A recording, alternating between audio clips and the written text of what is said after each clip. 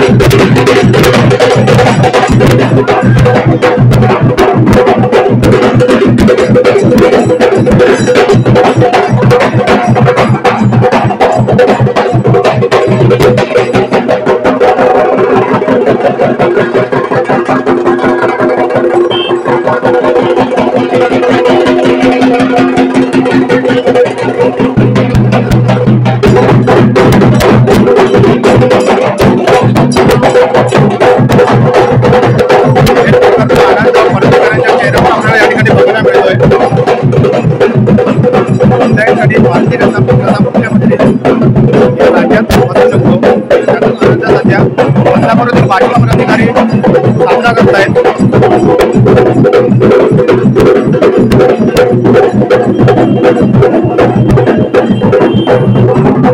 अनेक पदाधिकारी या ठिकाणी उपस्थित आहेत।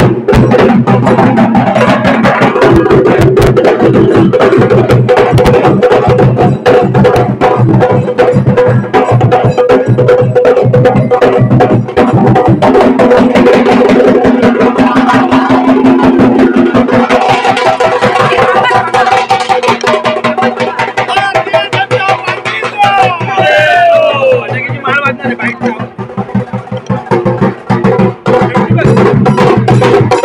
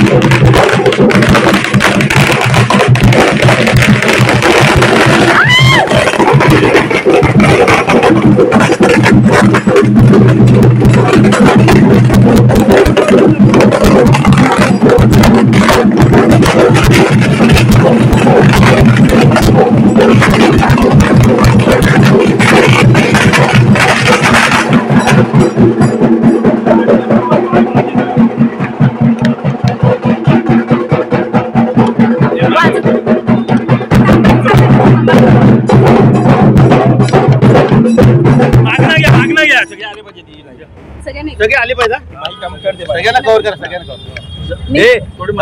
दोन मिनिटाची सगळ्यांची घेऊ आपण पटापट मी पुन्हा येईन म्हणत आता पुन्हा एकदा मुख्यमंत्री पदाची शपथ घेणार आहेत लवकरच.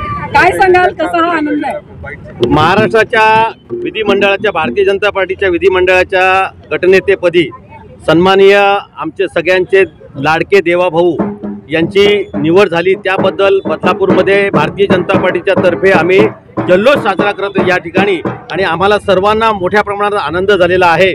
उद्या लवकरच आपण त्यांना मुख्यमंत्र्यांची शपथ घेताना पाहणार आहोत. त्यामुळे पुन्हा मी येईल या शब्दाचा उच्चार आता महाराष्ट्रात परत एकदा गाजणार आणि आम्ही सर्व आनंदित झालेलो आहेत.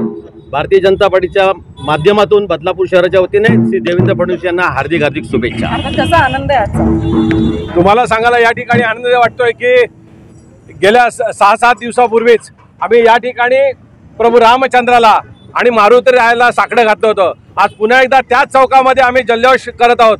विधिमंडळाच्या सभागृहापदी आणि गटनेतेपदी आमचे आदरणीय देवेंद्र फडणवीस यांची निवड झालेली आहे आणि त्यामुळे भारतीय जनता पार्टीचा प्रत्येक कार्यकर्ता या ठिकाणी आनंदोत्सव साजरा करतोय. तुम्हाला या ठिकाणी सांगायचं वाटतं की मी पुन्हा येईन नवे तर मी आलोच. आणि अशा पद्धतीचे लोकांच्या मनामधील मुख्यमंत्री यांचे बॅनर आमच्या भारतीय जनता पार्टीने जवळजवळ 10 दिवस अगोदरच या बदलापूरमध्ये लावलेले आपण दाखवलेले आहेत. आणि या भारतीय जनता पार्टीचे हे आमचे नेते उद्या मुख्यमंत्रीपदाची शपथ घेतील याबद्दल आमच्या मनामध्ये काही तीळ मात्र शंका नाही. पुढे भारतीय जनता पार्टी महाराष्ट्राच्या विधानसभेमध्ये भारतीय जनता पार्टीचे 132 आमदार निवडून आले. 5 आमदार अपक्ष आमदारांनी आम्हाला सपोर्ट केला. 137 आमदार या ठिकाणी भारतीय जनता पार्टीचे झाले. महायुतीचे 235च्या वर आमदार झाले. आणि आज भारतीय जनता पार्टीच्या गटनेतेपदी विधिमंडळाच्या गटनेतेपदी आमचे नेते मार्गदर्शक सन्माननीय देवेंद्रजी फडणवीस साहेबांची निवड झाली. उद्या ते मुख्यमंत्री पदाची शपथ घेतील. तमाम भारतीय जनता पार्टीच्या कार्यकर्त्यांच्या मध्ये एक आनंदाची भावना आहे आणि तो जल्लोष या ठिकाणी आम्ही अगदी वाद्याच्या गजरात पेढे वाटून फटाके फोडून तमाम भारतीय जनता पार्टीच्या कार्यकर्त्यांनी या ठिकाणी साजरा केलाय. म्हणजे आता विधिमंडळाचे नेतेपदी निवड झालीच आहे, कसा आनंद असणार? महाराष्ट्रामध्ये पुन्हा एकदा भाजप पर्व आणि देवेंद्र पर्व या ठिकाणी आलेलं आहे. 2014 ते 19 हा महाराष्ट्राच्या जनतेने पाहिलेला तो सुवर्णकाळ आहे. तो पुन्हा एकदा महाराष्ट्रामध्ये 2024 ते 2029 हा सुवर्णकाळ या ठिकाणी अवतरलेला आहे.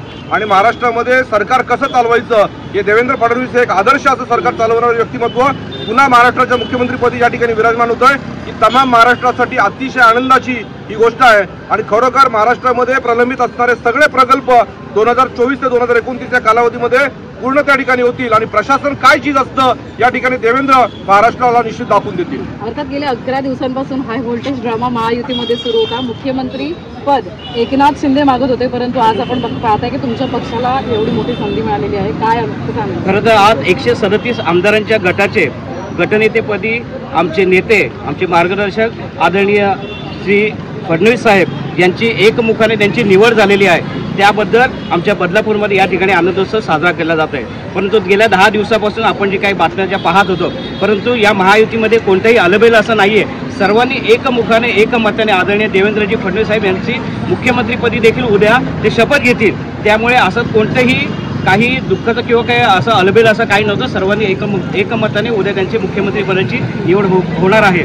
आणि महाराष्ट्राला ज्या विकासाच्या दृष्टीने पुढे नेणार आहे ते म्हणजे आदरणीय देवाभाऊ नक्कीच येत्या 5 वर्षामध्ये आपल्याला महाराष्ट्राला पुन्हा एकदा सर्वोच्च स्थानावर घेऊन जातील.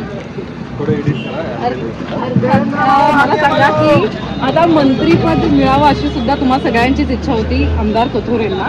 कशा पद्धतीची यापुढची मागणी? भारतीय जनता पार्टीच्या विधिमंडळापदी देवेंद्र फडणवीस यांची नियुक्ती झालेली आहे. उद्या ते मुख्यमंत्रीपदाची शपथ पण घेतील आणि त्यांना आम्ही एक बदलापूर वासियांकडून विनंती करतो की त्यांच्या मंत्रिमंडळाची शपथ घेतल्यानंतर आमचे कथोरे साहेबांना पण मंत्रिपद द्यावं अशी आमच्या तमाम कार्यकर्त्यांकडनं त्यांना विनंती आहे. आणि देवेंद्र फडणवीस यांना मुख्यमंत्रीपदाच्या भारतीय जनता पार्टी बदलापूर शहरातर्फे शुभेच्छा देतो. अर्थात सध्या काय चित्र मंत्रिपदाचं काय हिरवा कंदील दिसतोय काय? सर्वप्रथम देवेंद्र फडणवीस यांची आज गटनेतेपदी निवड झाली त्याबद्दल मी त्यांचे सर्व बदलापूरकरांच्या वतीने अभिनंदन करतो आणि मुख्यमंत्रीपदासाठी उद्या त्यांचा शपथविधी होईल त्यासाठी मी शुभेच्छा पण देतो. आपले आमदार साहेब यांना मंत्रिपद मिळालंच पाहिजे पण त्याचा 5व्यांदा निवडून आलेले आहेत आणि आमचे गटनेते आहेत राजेंद्र घोरपडे यांच्या नेतृत्वाखाली सर्व नगरसेवक जाऊन देवेंद्र फडणवीस यांची भेट पण घेतलेली आहे. पण तो अर्थात निर्णय पक्षाचा आहे. मी एवढंच सांगू इच्छितो 2014 साली देवेंद्रजी मुख्यमंत्री झाले नंतर 2019ला देखील या महाराष्ट्राच्या जनतेने देवेंद्र फडणवीस यांच्यावर विश्वास दाखवून परत एकदा महायुतीला मेजॉरिटी दिली होती. पण त्यावेळेला उद्धव ठाकरे यांनी मुख्यमंत्रीपदासाठी गद्दारी केली आणि त्यांनी शरद पवार यांच्याशी हातमिळवणी केली आणि गेले 5 वर्ष विरोधी पक्षाचे लोक देवेंद्र फडणवीस यांची चेष्टा करत होते. म्हणजे देवेंद्र म्हणत होते मी पुन्हा येईन अशी चेष्टा करत होते. त्यानंतर देवेंद्र फडणवीस यांनी एक वाक्य बोलले होते की मेरा पानी उतरता हुआ देख मेरे किनारे पे बसने की कोशिश मत करना मैं समुद्र हूँ वापस आऊँगा और तबाह करके जाऊँगा असं देवेंद्रजींनी सांगितलं होतं. आणि देवेंद्रजी परत आले त्यांनी विरोधकांना सगळ्यांना चारी मुठ्या चीत केलेलं आहे आणि उद्या देवेंद्रजी मुख्यमंत्री होतील आणि आमची सर्व बदलापूरकरांची त्याचं मुरबाडकरांची इच्छा आहे उद्या देवेंद्रजींच्या बरोबर आमचे आमदार किसन कथोरे यांनी शपथविधी घ्यावी अशी आमची सर्वांची इच्छा आहे. सध्या काय परिस्थिती मंत्रिपदाची काय काही सूचना किंवा काही खरं तर एकंदरीत आमदार किसन कथोरे यांच्या सिनियरिटीकडे जर बघितलं त्यांचा अनुभव बघितला त्यांचा शांत स्वभावाचा जो काही एकंदरीत बघितलं आणि सगळ्यात महत्त्वाचं की मुरबाड विधानसभा क्षेत्राचा विकास बघितला तर निश्चितच त्यांचा महाराष्ट्रामध्ये पहिल्या 5 क्रमांकामध्ये नंबर लागतो. अशा वेळेस आपल्या वरिष्ठांनी निश्चित त्यांचा विचार केला पाहिजे की एक अनुभवी सदस्य जर काही मंत्रिमंडळात असेल तर निश्चित त्या मंत्रिमंडळाला एक महत्त्व होईल आणि सगळ्यात महत्त्वाचं की या ठाणे जिल्ह्याला न्याय दिल्यासारखं होईल. आम्हाला तमाम ठाणे जिल्ह्याची मागणी आहे की किसन कथोरेसारखा एक अनुभवी आमदार जर मंत्री झाला तर आम्हाला सर्वांना आनंद होईल आणि फायदा सुद्धा होईल. मॅडम एकाच वाक्यात महाराष्ट्राच्या जनतेच्या मनातला खरा मुख्यमंत्री उद्या पुन्हा होतोय.